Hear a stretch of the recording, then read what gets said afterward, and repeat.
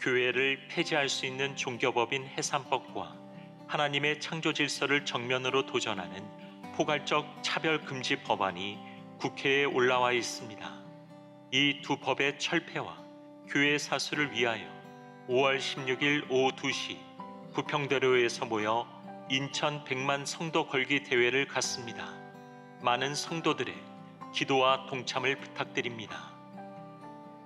아동 세례, 청소년, 성인 세례 및 입교 신청 및 교육 안내가 주보 5면에 나와 있습니다.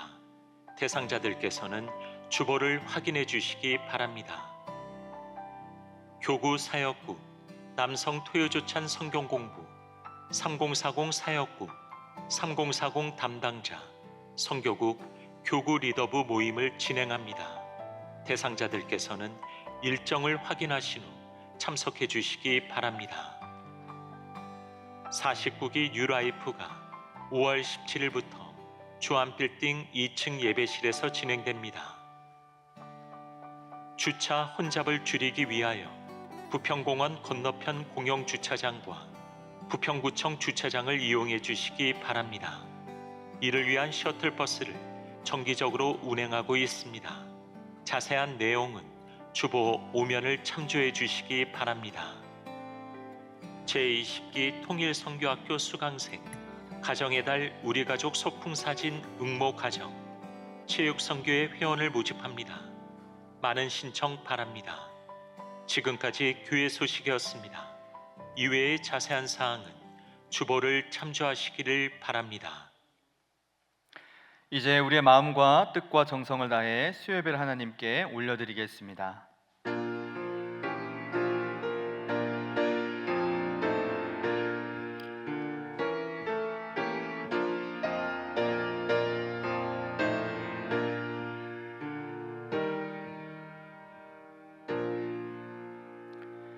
사랑과 은혜가 풍성하신 하나님 아버지, 한 주간의 절반을 지나는 오늘 수요일 오전 저희의 발걸음을 주님의 성전으로 인도하여 주시니 감사합니다. 지난 사흘 동안 세상 속에서 분주하게 살며 지쳤던 우리의 마음과 영혼이 이 시간 주님의 품 안에서 참된 안식을 누리길 원합니다. 우리 마음속에 복잡한 생각과 걱정들을 십자가 아래 모두 내려놓사오니 오직 주님의 평강으로 채워 주시옵소서. 이 예배의 시종을 주님께 의탁합니다. 찬양 중에 임재하시고 선포되는 말씀 속에 세밀한 주님의 음성을 듣게 하옵소서. 우리를 사랑하시는 예수 그리스도의 이름으로 간절히 기원하옵나이다. 아멘. 다 함께 찬송가 435장 나의 영원하신 기업 함께 찬양하도록 하겠습니다.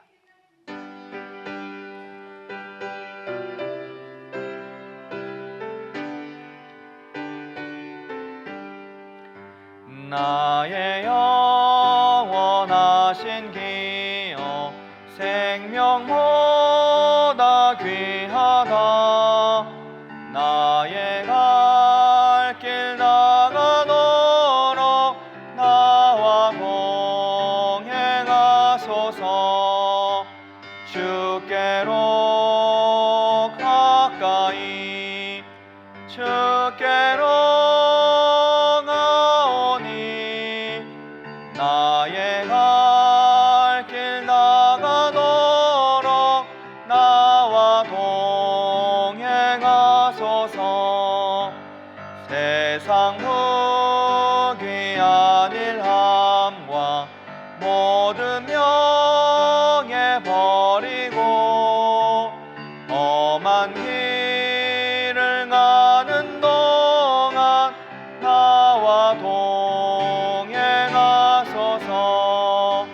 주께로 가까이 주께로 가오니 나의 갈 길 나가도록 나와 동행하소서. 어두운 골짝 지나가며 험한 바다 건너서 천국 문에 이르도록 나와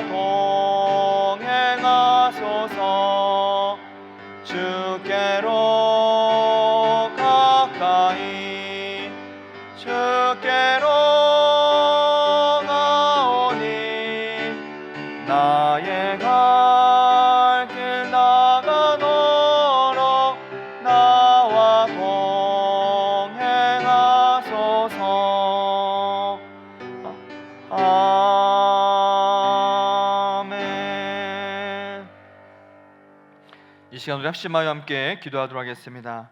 하나님의 나라가 이 땅에 임하게 하소서. 남북한이 속히 복음으로 통일되게 하소서. 우리나라가 하나님을 경외한 나라가 되게 하옵소서. 한국교회가 성령으로 새롭게 부흥되게 하시며 주한교회가 선교적 삶으로 복을 비추는 교회가 되게 해달라고, 그리고 오늘 말씀을 전하시는 이혜성 목사님과 그 사역을 위해서 기도하신 후에 31교구 박예정 권사님께서 나오셔서 기도해 주시겠습니다. 우리 시간 다 함께 주님의 이름 한번 외치며 통성으로 기도하며 나가도록 하시겠습니다. 주님,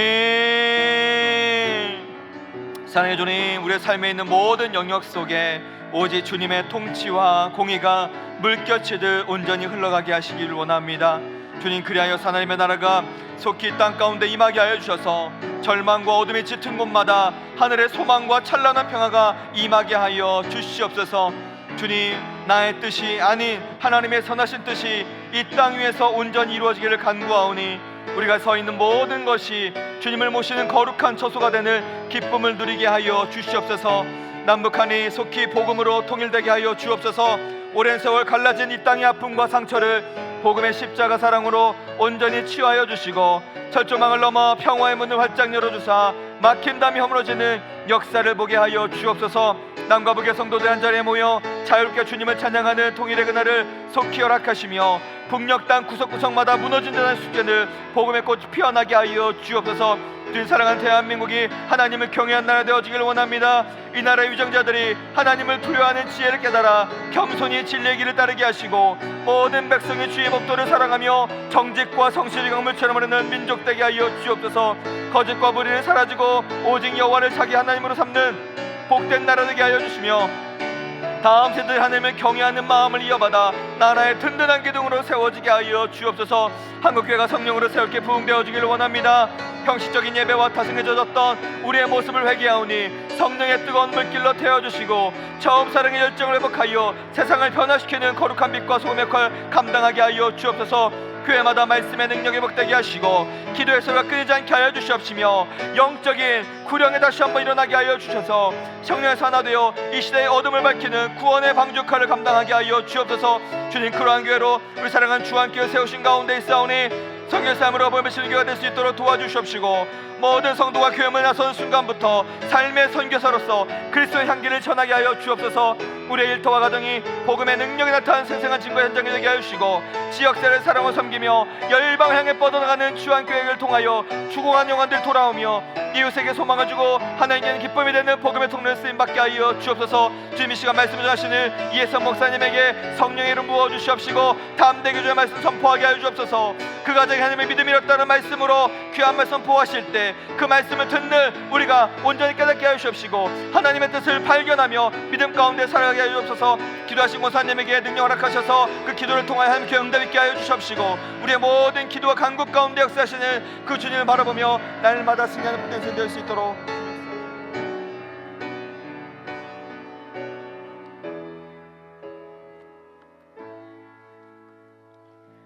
주의 인자하심을 영원히 세우시며 주의 성실하심을 하늘에서 경고히 하시는 거룩하신 하나님께 경배와 찬송을 올려드립니다. 교회의 머리 되시는 예수 그리스도를 주라 부르며 주가 거하시는 성전에서 예배드리는 기쁨을 허락하신 하나님 감사드립니다.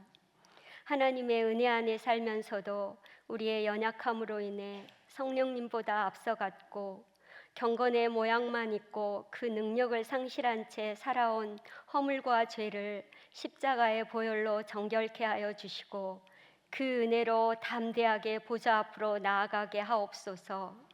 온 세계 위에 하나님의 공의와 정의가 강같이 흐르게 하시며 하나님의 사랑으로 전쟁이 그치고 평화가 임하게 하옵소서. 남북한이 복음으로 하나 되게 하시고 이 나라의 대통령과 위정자들이 하나님을 두려워하여 충성과 성실로 나라를 다스리게 하시며 하나님을 믿는 주의 백성들이 매일 삶 속에서 기도로 나아가 하나님을 가장 잘 경외하는 왕 같은 제사장이 되어 하나님의 나라가 온전히 임하게 하옵소서. 우리에게 귀한 가정을 이루게 하심에 감사드립니다. 세상에 썩어져가는 풍조에 마음과 신앙을 굳게 지켜 영원히 변치 않은 하나님의 말씀으로 자녀를 양육하고 자녀들은 주님께서 본을 보이신 대로 부모에게 순종하고 공경하며 믿음의 가정이 든든히 세워져 가는 가정에서부터 선교적 삶으로 복음의 빛을 비추는 주안교회가 되게 하옵소서. 원로 목사님과 위임 목사님께 영육의 강건함을 허락하시고 평강으로 지켜주시고 말씀이 선포될 때 치유와 회복의 역사가 일어나게 하시고 부교역자님들의 사역과 가정 위에 하나님의 은혜가 더하시기를 기도드립니다. 뉴라이프와 모든 사역을 통해 새 가족들이 잘 정착하게 하시며 하나님의 공동체가 굳건히 세워지게 하옵소서. 말씀을 선포하시는 이혜성 목사님께 갑절의 영감을 더하여 주셔서 그 입술을 통해 말씀이 선포될 때 성령의 소명으로 살아 움직이는 말씀이 우리의 영과 혼과 육을 바로 세워지게 하사 삶의 열매를 통해 하나님께 영광 돌리는 시간이 되게 하옵소서. 영과 진리로 드리는 이 예배를 기뻐 받아 주옵소서. 살아계신 예수 그리스도 이름으로 기도드립니다. 아멘.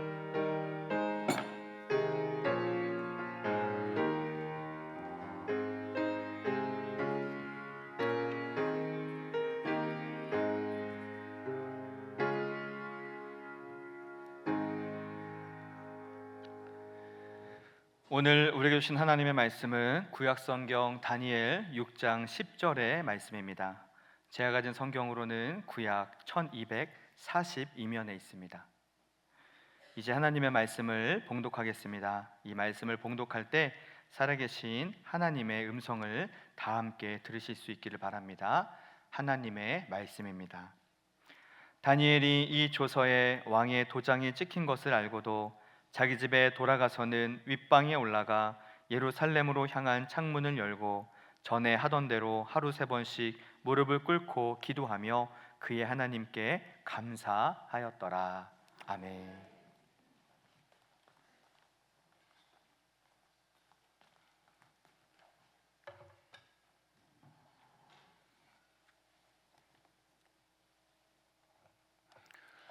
할렐루야.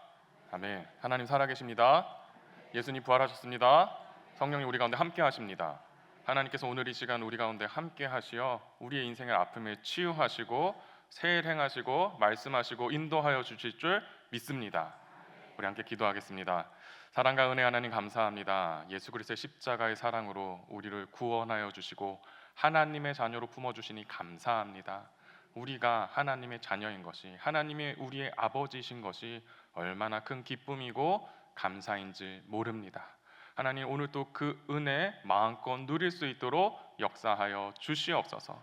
하나님 오늘 이 시간 이 예배를 통하여서 하나님 은혜 감사하게 하여 주시고 또 주님의 말씀 안에 거하기 원하오니 온전히 성령 역사하여 주시고 또 우리 가운데 말씀하여 주시옵소서. 감사드리며 예수 그리스도의 이름으로 기도합니다. 아멘. 그 영화 중에 1000만 관객을 돌파했던 극한 직업이라는 영화가 있습니다. 이것이 치킨인가? 이것이 갈비인가? 이런 유명한 대사도 있었는데요. 이 극한 직업의 감독인 이병헌 감독이 2019년에 이 드라마 하나를 제작했어요. 멜로가 체질이라는 드라마였는데 이 드라마를 제가 유심히 몇 번 보곤 했습니다. 근데 그 드라마에 어느 한 회차의 그 소제목이 제 마음을 조금 크게 와 닿았던 적이 있어요. 그 제목이 무엇이냐면 때로는 불행한 일이 좋은 사람에게 생길 수 있다라는 것이었어요. 때로는 불행한 일이 좋은 사람에게 생길 수 있다. 조금 받아들이고 싶지 않지만 고개가 끄덕여지더라고요. 그렇지. 인생 살다 보니까 항상 좋은 일, 행복한 일만 있는 것은 아니구나. 살다 보면 뜻하지 않는 불행, 고난이 찾아올 때가 있구나라는 사실을 다시 한번 생각해 보게 되었어요. 살다 보면요, 때로는 내가 잘못하고 실수해서 찾아오는 인생의 아픔과 고난들도 있지요. 또 때로는요, 다른 사람이 악해서 잘못하고 실수해서 뜻하지 않게 찾아오는 인생의 아픔과 고난들도 있습니다. 때로는요, 하나님께서 우리에게 더 큰 복을 주시고자 연단하시는 그러한 고난도 있지요. 그런데 저와 여러분이 신앙생활 해오면서 아셨듯이 그 어느 상황 속에서도 하나님께서 우리와 함께 하고 계심을 우리는 느낄 수가 있습니다. 그 어느 순간에도 우리 하나님은 우리와 함께 하고 계시지요. 내가 잘못했을 때는 야, 그거 아니야, 정신 차려야지 하면서 우리를 조금 꾸짖으실 때도 있고 바른 길로 인도해 주시지요. 때로는 다른 사람이 잘못해서 찾아오는 그 인생의 아픔 속에, 그 인생의 위기 속에 하나님께서 우리의 마음을 토닥여 주시고 그 우리의 아픔을 치유하시면서 여기가 끝이 아니란다. 절망 속에서 새 일을 행할 것인단다. 이 전하 위복하시는 하나님을 또 우리가 만나고 경험하게 되지요. 또 때로는 우리에게 더 큰 복된 인생으로 인도하고자 우리를 연단하시는 하나님의 그 손길을 느낄 수가 있습니다. 그래서 신명기 8장 16절 말씀 보면 이렇게 고백하는데요. 우리 같이 한번 읽어볼까요? 시작. 내 조상들도 알지 못하던 만나를 광야에서 내게 먹이셨나니 이는 다 너를 낮추시며 너를 시험하사 마침내 내게 복을 주려 하심이었느니라. 아멘. 하나님께서 우리 인생 가운데 이 광야의 시간 허락하신 이유가 무엇이래요? 마침내 내게 복을 주시기 위함이래요. 그렇죠. 우리 하나님은 우리에게 복 주시기를 원하시고 기뻐하시는 하나님이십니다. 창세기 1장 28절 말씀 보면 하나님이 그들에게 복을 주시며 그들에게 이르시되 생육하고 번성하여라 이렇게 말씀하셨죠. 또 하나님께서 아브라함을 부르시고 가장 첫 번째로 하신 말씀이 무엇입니까? 내가 너로 큰 민족을 이루고 내게 복을 주어 내 이름을 창대하게 하리니 너는 복이 될지라. 아멘. 이 약속의 말씀이 우리에게 주시는 그 은혜의 말씀일 줄 믿습니다.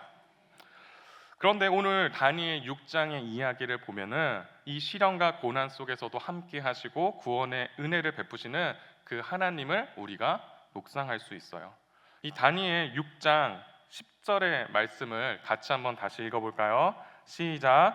다니엘이 이 조서에 왕의 도장이 찍힌 것을 알고도 자기 집에 돌아가서는 윗방에 올라가 예루살렘을 창문을 열고 전에 하던 대로 하루에 3번씩 무릎을 꿇고 기도하며 그의 하나님께 감사하였더라.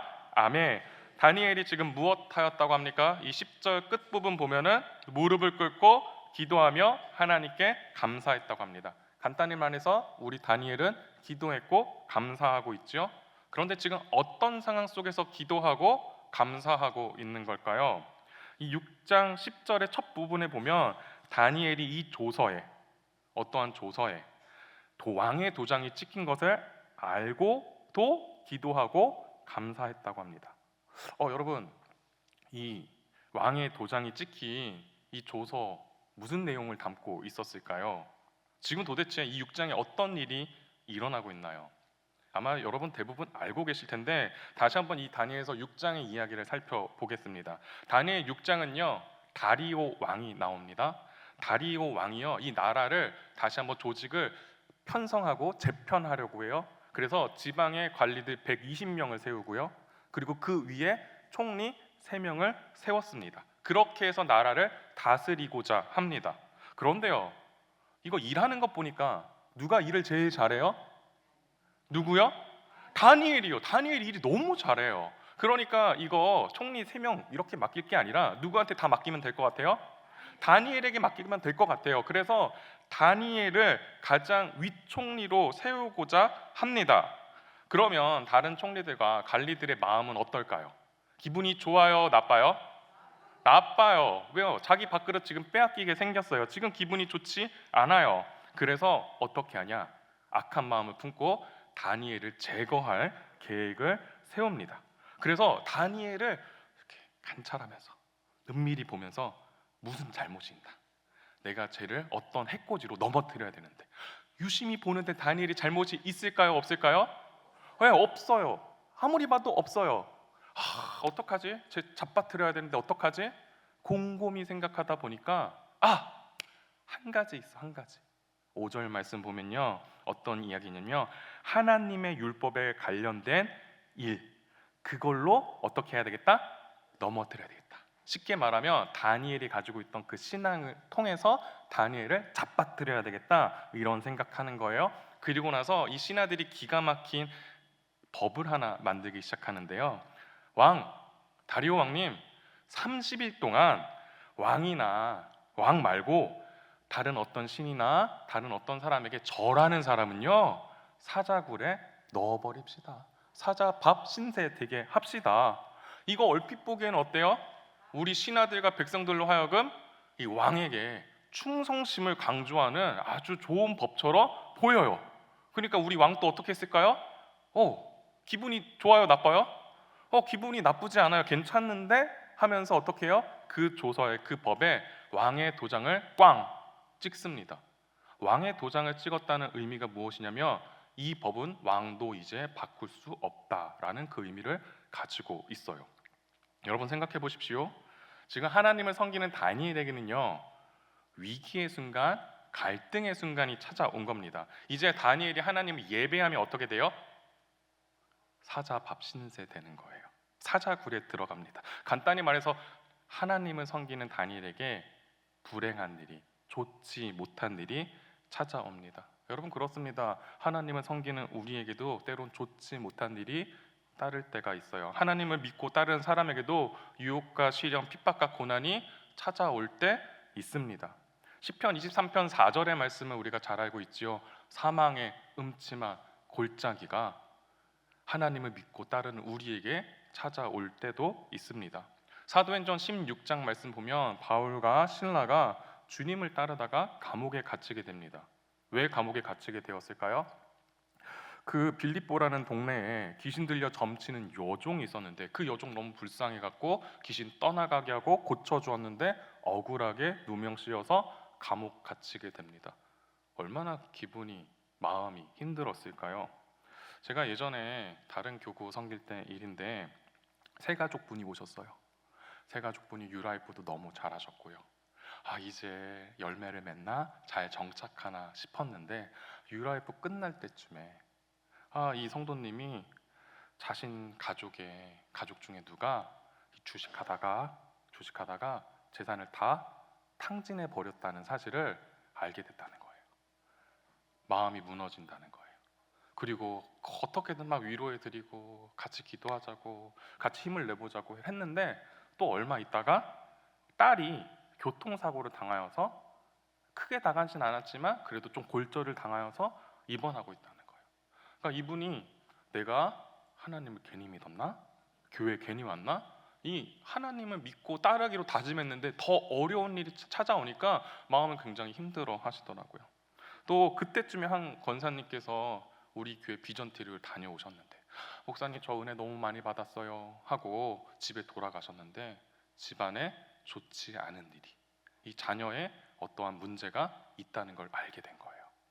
그래서 밥이 안 넘어간다고 그렇게 금식하시면서 기도하시던 그 모습도 생각이 납니다. 그 복음성가 중에 세상의 유혹 시험이라는 찬양 우리가 너무나 잘 알고 있죠. 이 1절과 2절의 가사 보면요, 세상의 유혹 시험이 내게 몰려올 때 나의 힘으로 그것들 모두 이길 수 없네. 거대한 폭풍 가운데 위축된 나의 영혼 어찌할 바를 몰라 헤매이고 있을 때, 이것이 때론 주님을 믿고 따르는 우리의 심령일 때가 있다는 생각이 들어요. 2절도 그렇지요. 거짓과 속임수로 가득 찬 세상에서 어디로 갈지 몰라 머뭇거리고 있네. 공중의 권세 잡은 자 지금도 우리들을 실패와 절망으로 넘어뜨리려고 하네. 너무나 안타깝게도 너무나 힘들게도 예수님 믿고 따르는 우리에게도 세상의 그 유혹, 시험, 핍박이 몰려옵니다. 우리가 생각하지 못했던 인생의 아픔과 고난이 찾아옵니다. 악한 영들이 계속 우리를 넘어뜨리려고 합니다. 여러분 그렇다면 우리는 어떻게 해야 될까요? 인생의 위기, 신앙의 위기 앞에 우리는 어떠한 선택을 하며 살아가야 할까요? 오늘 본문에서는 다니엘은 어떤 선택을 하였을까요? 다니엘 10절의 말씀을 제가 다시 한번 읽어드릴게요.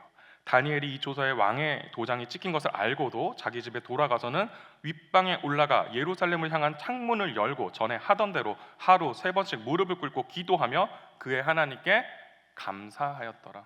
다니엘이 지금 무엇 했다고 합니까? 아까 전에 우리가 이야기했듯이 기도하고 감사했다고 합니다. 지금 기도하면 돼요? 안 돼요? 안 돼요. 기도하면 지금 사자밥 신세예요.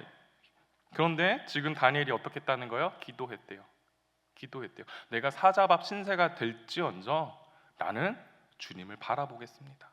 나는 주님을 바라보겠습니다. 이렇게 했다는 거죠. 어떻게 이럴 수 있었을까요? 이 위기 앞에, 위기의 상황 속에서 어떻게 주님을 향한 그 믿음을 선택할 수 있었을까요?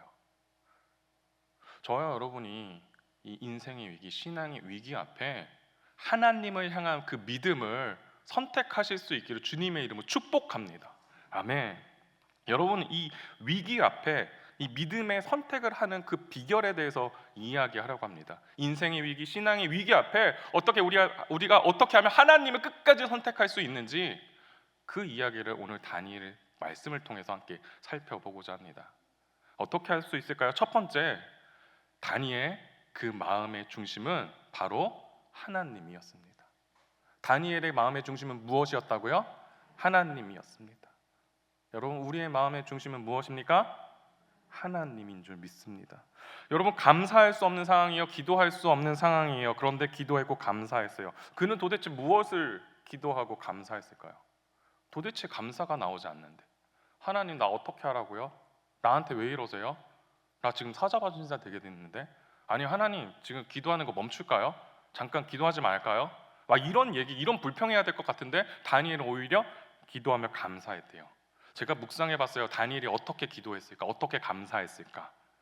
하나님, 오늘도 하나님 앞에 기도할 수 있어서 감사합니다. 하나님이 내 아버지신 것이 감사합니다. 이 사자고를 두려워하는 마음보다 하나님을 경외하는 마음을 주시니 감사합니다. 이렇게 기도하지 않았을까요? 다니엘에게 있어서 자신의 목숨보다 소중한 것이 무엇이었어요? 바로 하나님이었던 것입니다. 그의 마음의 중심에는 하나님이 있었던 것이지요. 그렇기 때문에 이 땅에서 매이지 않고 이 땅에서부터 천국의 삶을, 하나님 나라 백성의 삶을 살아갈 수 있었던 것이지요. 다니엘에게는 이 땅에서부터 영적 세계를 사는 그 능력이, 영적인 능력이 다니엘에게 있었던 것이지요. 여러분, 오늘 우리는 무엇을 위해 기도하고 있습니까? 무엇을 위해 말씀을 보고 계십니까? 여러분, 그것이 이 땅에서부터 영적인 세계를 살아가는 그 능력을 얻기 위함인 줄 믿습니다. 이 땅에서부터 하나님 나라 백성으로 살아가는 그 삶이 되기를 주님의 이름으로 축복합니다. 우리가 예배 때마다 주기도문으로 고백합니다. 이 주기도문 말씀 보면 이런 구절이 있어요. 나라가 임하옵시며 뜻이 하늘에서 이룬 것 같이 땅에서도 이루어지리이다. 아멘. 여러분, 나라가 임하옵소서. 다시 말하면 하나님의 그 통치와 다스림이 내게 임하여지기 원합니다. 하나님의 그 권능의 손이 내 마음 가운데 임하여지기 원합니다. 하나님의 그 능력이, 그 다스림이 우리 가정 가운데 임하여지기 원합니다. 하나님의 다스림이 우리 교회 가운데 임하여지기 원합니다. 하나님의 그 능력이 우리 삶의 모든 영역에 임하여지기 원합니다. 이렇게 고백하는 겁니다. 여러분, 이 기도의 중심은 무엇입니까? 하나님이 내 인생의 주인 되시고 하나님이 내 인생의 중심 되십니다. 이 고백을 하고 있는 것입니다. 바라기는 오늘 이 시간 우리의 마음의 중심이 하나님으로 바로 설 수 있기를 주님의 이름으로 축복합니다. 아멘. 여러분, 두 번째로 이 위기 앞에 믿음에 선택할 수 있었던 그 비결은 무엇입니까? 이 10절 말씀을 제가 다시 한번 읽어드리면요, 윗방에 올라가 예루살렘으로 향한 창문을 열고 전에 무엇하던 대로? 하던 대로. 여러분, 여기에 영적인 비결이 있습니다. 다니엘이 어떻게 했대요? 하던 대로 했대요. 인생의 위기가 놓여졌는데 어떻게 했대요? 하던 대로 했대요. 그러니까 흔들리지 않을 수 있었던 거죠. 다니엘에게는요, 하나님을 향한 거룩한 습관이 그 삶에 배어 있었던 것이요. 여러분, 생각해본 예수님께서도요, 이런 거룩한 습관을 가지고 계셨던 거 아시나요? 이 누가복음 22장 39절의 말씀 보면 우리 같이 한번 읽어봅시다. 시작. 예수께서 나가서 습관에 따라 갈람산에 가심에 제자들도 따라갔더니. 아멘. 예수님께서 십자가를 앞두고 있는 상황 속에 어떻게 하셨대요? 습관에 따라 갈람산, 그 겟세마네 동산으로 가셨다고 합니다. 생각해 보세요. 예수님에게 있어서도 지금 엄청난 위기 앞에 놓여져 있는 거예요. 다니엘처럼 인생의 위기, 신앙의 위기 앞에 놓여져 있는 거예요. 그런데 어떻게 하셨대요? 습관에 따라 하던 대로 하셨다고 합니다. 이것이 얼마나 강력한 힘이 되는 줄 모릅니다. 여러분, 습관이요 한번 형성되는데 보통 학자들이 얘기하기는 63일 정도 걸린다요. 쉽게 말하면 2달 정도 걸린다고 합니다. 그래서 습관이 잘 형성되기 위해서 2가지 방법이 있는데요. 첫 번째, 시간을 정하고요. 2번째, 장소를 정하라고 합니다. 제가 예전에 청년 사역을 조금 오랫동안 했어요. 청년부 제자 훈련하면요 보통 1년 정도 합니다. 그 교재가 35주, 36주로 구성되어 있기 때문에 거의 1년 동안 제자 훈련을 하거든요. 제자 훈련하는 동안에 당연히 예습, 복습 뭐 이런 것뿐만 아니라 큐티, 성경 읽도, 신앙 도서 읽기 여러 가지 숙제들이 많아요. 그런데 한 청년이 너무 잘하는 거예요. 이 대학생이었던 청년이 너무 예쁘게 숙제도 잘하고 성경도 읽어야 될 만큼 꼬박꼬박 너무 잘 읽고 예쁘게 잘하는 거예요. 제가 그래서 다른 친구들은 막 숙제 못 해가지고 지금 숙제 벌금비 내고 있는데 너는 어떻게 이렇게 잘하냐? 물었어요. 목사님, 저는 비결이 있는데요. 성경책은 학교 가는 지하철에서 읽고요. 그리고 큐티는 학교 가자마자 그 자리에 앉아서 큐티를 해요. 이렇게 얘기하는 거예요. 너무 기특하더라고요. 인생의 중심을 너무 잘 잡았어요. 조금 시간이 지났어요. 그런데 이 친구가 어느 날 보니까 숙제를 조금 안 하는 거예요. 한 번 안 했으면 그러려니 할 텐데 2번 안 하고 3번 안 해요. 제가 그래서 조금 이렇게 잠깐만 와봐 하고 혹시 너 무슨 일 있니?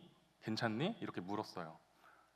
그러니까 얘가 집착한 거죠. 내가 숙제를 너무 안 해서 목사님 날 부르셨구나.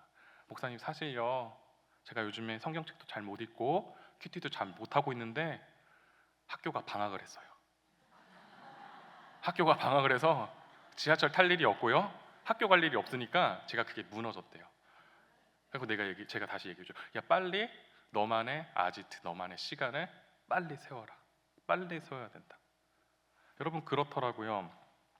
예수님께서도요 마가복음 1장 35절 말씀 보면 새벽 아직도 밝기 전에 예수께서 일어나 나가 한적한 곳으로 가사 거기서 기도하셨다라고 얘기합니다. 예수님도요 새벽 밝기 전 구별된 시간과 또 한적한 곳, 구별된 장소를 가지고 계셨다라는 것이에요. 여러분, 우리 인생에 있어서요 이것이 얼마나 소중한지 몰라요. 어떤 분들은 이렇게 얘기해요. 목사님, 저희는 집이 좁아서요 뭐 골방 이런 거 없어요. 뭐 어떻게 따로 뭐 기도실 이런 거 만들 수 없어요. 저도 그랬거든요. 제가 결혼하기 전에 제 방은 너무 작았어요.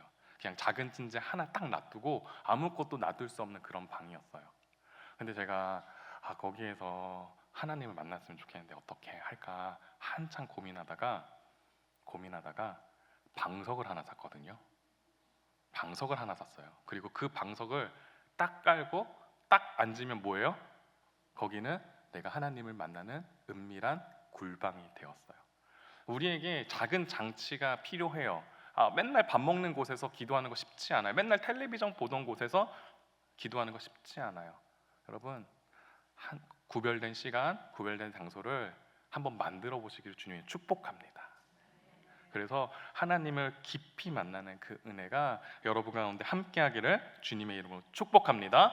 우리 옆에 분들에게 또 자신의 영혼에게 이렇게 축복하셨으면 좋겠습니다. 하던 대로 합시다.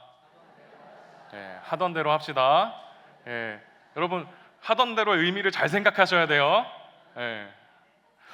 이 위기의 상황 속에서 이 믿음을 선택하는 세 번째 그 비결은 무엇이냐면 6장 10절의 말씀을 다시 한번 보면 다니엘이 이 조서에 왕의 도장이 찍힌 것을 알고도 자기 집에 돌아가서는 윗방에 올라가 예루살렘으로 향한 창문을 열고 전에 하던 대로 하루에 3번씩 무릎 꿇고 기도하며. 여러분, 다니엘에게도 보니까 구별된 시간이 있네요. 윗방, 구별된 장소와 시간이 있네요. 윗방도 있고 하루에 어떻게 했대요? 3번씩 했대요. 그런데 기도하는데 어떻게 했대요? 예루살렘을 향한 창문을 열고 기도했대요. 여러분, 지금 창문 열면 돼요? 안 돼요? 돼요? 창문 열면요 바로 사자밥 신세예요. 내가 사자밥 신세 되지 않고 내가 하나님 향한 믿음을 지킬 수 있는 방법이 있었는데 그건 뭐예요? 창문을 닫고 기도하며 누가 기도하는지 어떻게 알아요? 몰라요. 그런데 왜 다니엘은 창문을 열고 기도했을까요? 왜 다니엘은 창문을 열고 기도했을까요? 그 심정이 무엇이었을까요? 조금 느껴지시나요? 제가 예전에 한 드라마를 본 적이 있는데 그 드라마에는요, 좀 동네에 조금 소위 말하는 미친 사람, 거지같이 미친 사람, 그 여인이 하나 등장하더라고요. 사람들이 막 손가락질하면서 저 미친 뭐 이렇게 하고, 동네 애들도 아유 저 바보 여자 뭐 이렇게 손가락질하면서 다녀요. 사람들이요 막 짓궂게 때리고요, 때로는 막 돌도, 조그마한 돌도 막 던지고요, 막 험한 말도 하고요. 그 여자를 굉장히 못 살게 굴어요. 그런데 그 여자가요, 계속 해 하면서 정말 정신 나간 사람처럼 그렇게 지내고 있는 거예요.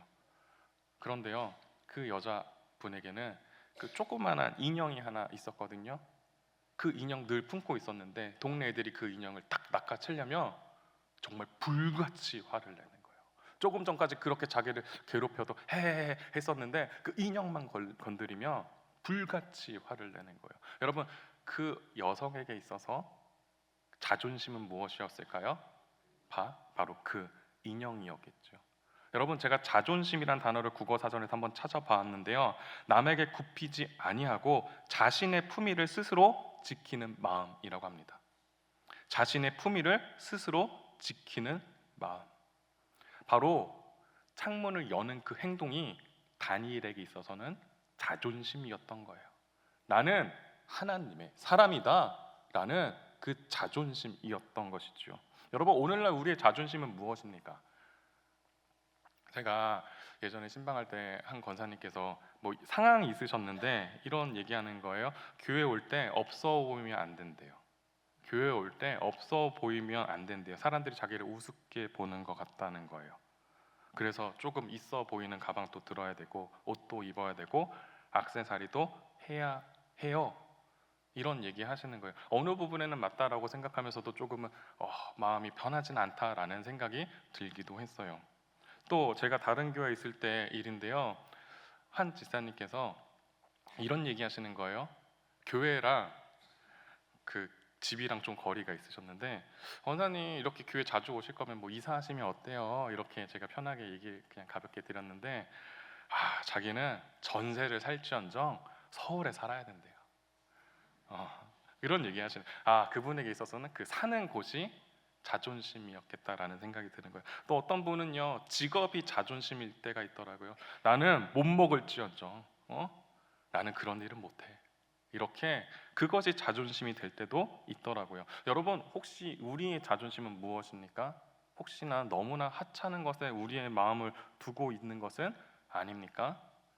에스더 3장에 보면 에스더와 모르드게에 대한 이야기가 나옵니다. 이 왕이요 신하 중에 하만이라는 사람에게 절해라라고 명령을 합니다. 그러니까 모든 사람들이 신하 하만에게 절을 해야 되는 거예요. 그런데 모르드게가 절을 하지 않아요. 사람들이 걱정하기 시작해요. 야, 그냥 고개 조금만 숙여. 너 그렇게 고개 숙이지 않다가 큰일 난다. 그런데도 절하지 않아요. 고개 숙이지 않아요. 그리고 그가 무엇 얘기하냐면 나는 유대인이다 이렇게 얘기해요. 나는 유대인이어서 절할 수 없다 이렇게 얘기해요. 그 무슨 말이에요? 나는 하나님을 믿는 사람이다.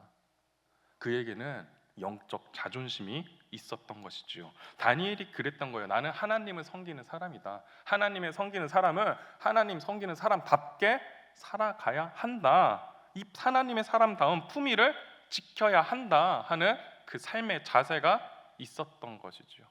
여러분, 하나님의 사람다운 품위를 지키고 계십니까? 저는 스스로 한 번씩 생각해 봅니다. 저도 인생 살다 보면 유혹이 찾아옵니다. 조금 편하고자 하는 마음이 찾아올 때도 있습니다. 운전하다 보면은 조금만 교통규칙 어기면 편리할 수 있는데 이런 유혹도 찾아오고요. 그 크고 작은 문제로 유혹이 찾아옵니다. 그때마다 스스로 되새깁니다. 나는 목사다. 나는 하나님의 사람이다. 나는 거룩한 성도이다. 이 고백이 저로 하여금 소탐대질하지 않게 하더라고요. 여러분, 우리가 눈앞에 보이는 이익을 얻기 위해서 하나님 백성 그 품위를 잃어버리고 내버릴 때가 있습니다. 여러분, 바라기는요, 우리가 다니엘처럼 하나님 사람답게 그 품위를 지킬 수 있는 거룩한 믿음을 선택할 수 있게 주님을 축복합니다. 아멘. 자, 조금만 말씀을 더 이어가 볼까요? 다니엘이요, 위기의 상황 속에 어떻게 했습니까? 너무 멋지게요, 너무 훌륭하게 믿음을 선택했습니다. 하나님을 선택했습니다. 그러면 어떻게 해야 됩니까? 하나님께서 그를 구원해 주셨다, 이래야 되는데 오늘 말씀은 그렇지가 않아요. 이 다니엘 6장 16절 말씀을 같이 한번 읽어볼까요? 시작. 이에 왕이 명령하며 다니엘을 끌어다가 사자굴에 던져 넣는지라. 아멘. 여기까지. 다니엘이 지금 어떻게 됐어요? 사자굴에 들어갔어요. 결국에 들켜가지고 사자굴에 들어가게 됩니다. 아니, 하나님, 다니엘이 이렇게까지 하나님을 경외했는데, 그렇게까지 하나님을 신실하게 의지했는데 다니엘에게 이러시면 너무한 거 아닙니까? 우리가 오늘날 그렇게까지 하나님을 붙들고 살아갔는데 오늘 우리에게 이러한 일이 있으면 안 되는 거 아닙니까? 이러한 마음이 찾아올 때가 있어요. 하나님 또 너무하시지. 이때 여러분 중요합니다. 이때 시험 들어서 하나님을 떠나는 사람들이 있어요. 이때 시험 들어서 하나님과 멀어지는 분들이 있어요. 이때 불평하고 불만하시는 분들도 있어요. 여러분, 이때 고비 잘 넘겨야 됩니다. 이때 고비 잘 넘겨서 하나님이 주시는 축복을 받아 누리셔야 됩니다. 여러분, 이 힘든 순간에도 주님을 바라볼 수 있게 축복합니다. 이 사도행전 8장과 9장 말씀 보면요, 이 이스라엘 백성들에게 엄청난 핍박이 찾아옵니다. 그 핍박 중에 하나님을 떠나는 사람도 있었지만 그 핍박 중에 끝까지 하나님을 붙들고 경외했던 사람들이 있습니다. 그 사람 때문에 복음이 계속해서 증거되어졌고 하나님의 영광이 나타나게 되었죠. 아까 전에 제가 사도행전 16장 이야기를 했어요. 바울과 실라가 좋은 일 했는데 억울하게 감옥에 갇히게 되었어요. 그런데 그때 바울과 실라가 어떻게 합니까? 불평하고 불만했나요? 아니요. 말씀 보면 이렇게 얘기해요. 바울과 실라가 감옥에서 하나님을 찬양했더라. 하나님을 더 크게 힘써 예배했더라 합니다. 그러자 어떤 일이 일어났습니까? 바울과 실라가 풀려지고 그리고 그 안에서 그 감옥 간수에게 복음을 증거하고 그 믿음이 확장되어지는 역사를 경험했지요. 제가 한 2년 전쯤에요, 그 한 목회자 모임, 이렇게 그냥 선후배, 목사님 선후배 모임에 가게 되었어요. 근데 그 모임에 이제 목회자이신 분도 있고 부목사님분도 있고 담임 목사님들도 있고, 그런데 이 목회 길을 떠나서 다른 삶으로 하나님께 영광 돌려드리는 분들도 계셨거든요. 그런데 한 분이요, 계속 이런 얘기하는 거예요. 한국교회 어떡하냐, 한국교회 전망이 너무 안 좋아. 여기는 부목사도 어떡하냐, 너무 불쌍해. 왜 이렇게 사서 고생하지? 계속 이런 얘기를 하시는 거예요. 듣는 제 마음이 편했을까요? 불편했을까요? 불편했어요. 속으로 이런 생각했어요. 그거 모르는 사람 어디 있습니까? 그럼에도 불구하고 내가 여기 있는 목사님들이 이 삶을 사는 이유가 주님을 따르는 것 자체가 너무 귀하기 때문이죠. 주님을 힘들고 어렵지만 주님을 믿고 따를 수 있는 것 자체가 내 인생의 가장 큰 복이기 때문이죠. 내 생각과 내 뜻대로 되지 않을지라도 하나님 감사합니다 라는 그 믿음이 우리 안에 있기 때문이죠. 여러분, 우리 앞에 놓여진 고난보다 더 큰 복을 우리가 받았어요. 생각해 보세요. 더 큰 복을 받았어요. 하나님 자녀 된 복을 받았어요. 그것이 그 인생의 어떠한 위기보다 더 큰 은혜인 줄, 더 큰 힘이고 능력인 줄 믿습니다. 그러자 이제 다니엘은 어떻게 되었습니까? 6장 22절과 23절의 말씀을 우리 같이 한번 읽어보겠습니다. 시작.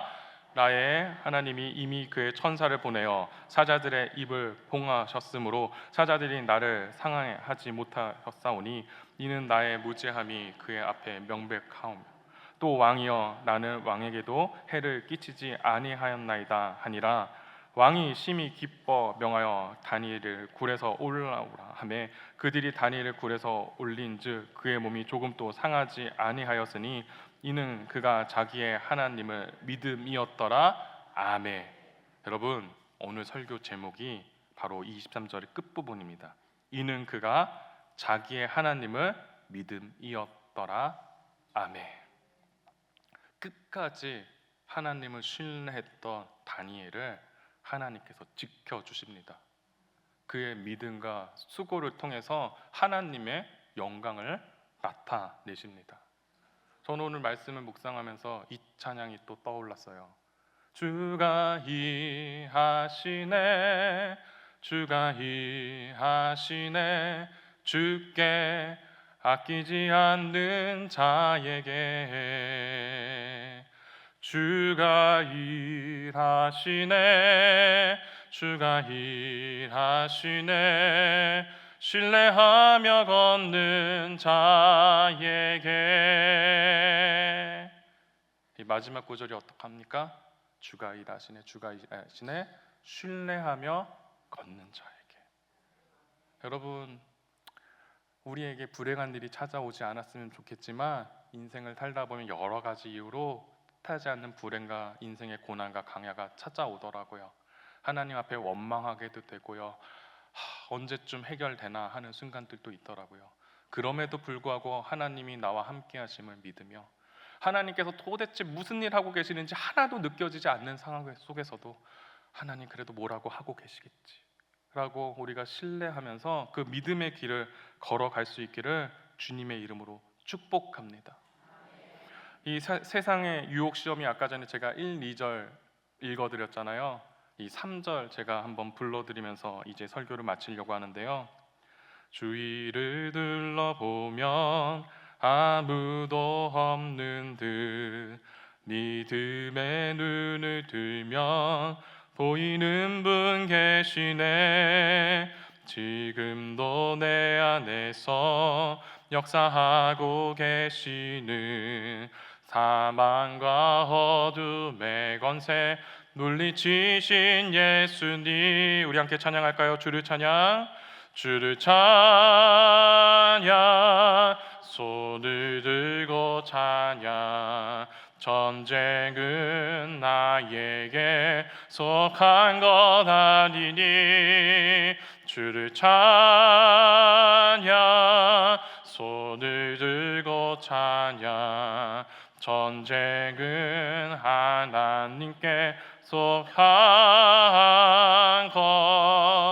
것이니. 아멘. 이 시간 합심해서 한번 같이 기도하기를 원합니다. 기도하실 때요, 하나님께서 나와 함께 하시고 내 인생 인도하시는 거 아는데도 인생의 위기 앞에, 고난 앞에 내 마음 무너질 때 있습니다. 주님, 나를 긍휼히 여겨주시고 내 인생의 문제가 주님의 은혜 가운데 해결되게 하시고 하나님을 온전히 믿는 믿음을 나와 우리 가족들에게 허락하여 주시옵소서라고 이 시간 한번 주님의 이름 부르며 같이 기도하시겠습니다. 주님, 사랑과 은혜 하나님 아버지 감사합니다. 이 시간 주님 바라보며 기도하게 하시니 감사합니다. 성령님께서 우리 가운데 함께 하시고 우리의 믿음을 지키시는 줄 믿습니다. 하나님, 여러 시험과 유혹 앞에서, 하나님 인생의 위기 앞에서 끝까지 믿음을 지켰던 하나님 다니엘과 같이 하나님, 우리도 하나님을 끝까지 신뢰하기를 소망합니다. 성령 하나님, 지금 이 시간 우리 가운데 임재하소서, 능력 더하여 주셔서 믿음의 삶을 살아갈 수 있도록 주여 축복하여 주시옵소서. 하나님께서 그렇게 우리 인생을 인도하여 주시는 줄 믿습니다. 성령께서 우리 가운데 함께 하시는 줄 믿습니다. 아버지여, 은혜 베풀어 주십시오. 아버지여, 은혜 베풀어 주십시오. 하나님, 기도하는 하나님 우리 성도들의 그 각 가정을 긍휼히 여겨 주시고 주여 만져주시고 치유하여 주시옵소서. 주님,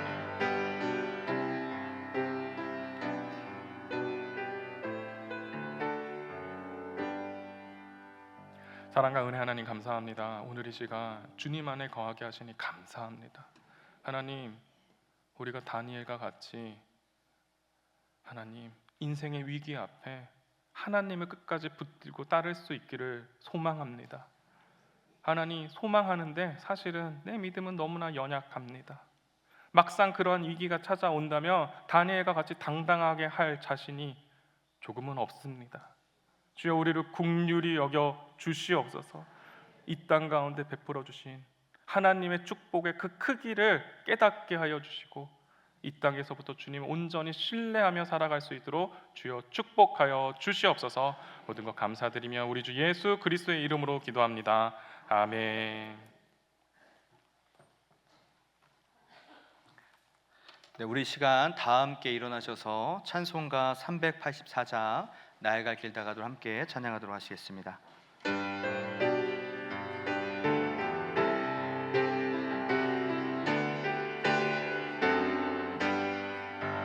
나의 갈 길 다가도록 예수 인도하시니 내 주 안에 있는 긍휼 어찌 의심하리요. 믿음으로 사는 자는 하늘 위로 받겠네. 무슨 일을 만나든지 만사 형통하리라. 무슨 일을 만나든지 만사 형통하리라. 나의 갈 길 다가도록 예수 인도하시니 어려운 일 당한 때도 족한 은혜 주시네. 나는 심히 고단하고 영혼 매우 가라나 나의 앞에 반석에서 샘물 나게 하시네.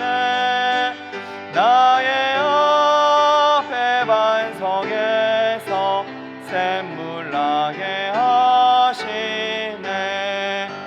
나의 갈 길 다가도록 예수 인도하시니 그의 사랑 어찌 큰지 말로 알 수 없도다. 성령 감화 받은 영혼 하늘 날아갈 때에 영영 물을 나의 찬송 예수 인도하셨네. 영영 물을 나의 찬송 예수 인도하셨네.